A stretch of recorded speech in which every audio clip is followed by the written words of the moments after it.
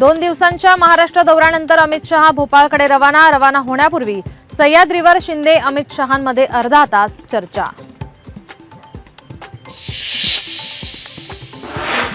कल्याणमधील अल्पवयीन मुलीवर अत्याचार प्रकरणातील आरोपीची कारागृहात आत्महत्या। विशाल गवळीनं तळोजा कारागृहात संपवलं जीवन। कारागृहात त्रास दिला जात होता, विशालच्या आई वडिलांचा आरोप।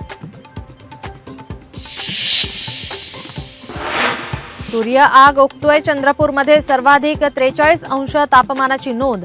उन्हाचा तडाखा वाढण्याचा हवामान विभागाचा अंदाज। गरज असेल तरच दुपारी घराबाहेर पडा, प्रशासनाचं आवाहन। मुंबईकरांचे पाण्यासाठी होणार हाल, 4थ्या दिवशीही तोडगा न निघाल्यानं टँकर चालकांचा संप सुरूच। पाण्यासाठी संभाजीनगरमध्ये ठाकरेंची शिवसेना आक्रमक। पाणी प्रश्न सोडवण्याची मागणी। वर्षभरात फक्त 40 दिवसच नळाला पाणी, नागरिकांचा आरोप।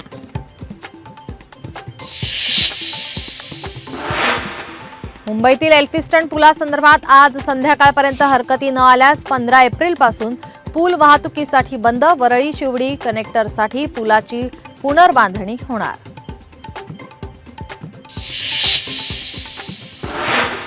वक्फ सुधारणा विधेयकाविरोधातील सर्व याचिकांवर एकत्रित सुनावणी। सुप्रीम कोर्टात 16 एप्रिलला होणार सुनावणी। वक्फ दुरुस्ती विधेयकाविरोधातील याचिकांची संख्या वाढली। नॅशनल हेराल्ड प्रकरणी काँग्रेस नेत्या सोनिया गांधी आणि राहुल गांधी अडचणीत। संबंधित असोसिएटेड जनरल्स लिमिटेड कंपनीच्या 700 कोटी रुपयांहून अधिक किमतीच्या मालमत्तेचा ईडीकडून ताबा घेण्याची प्रक्रिया सुरू।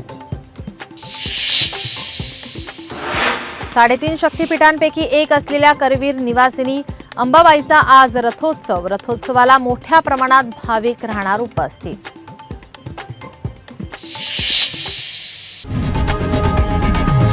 लोकशाही मराठी ऐका, पहा, जागरूक रहा।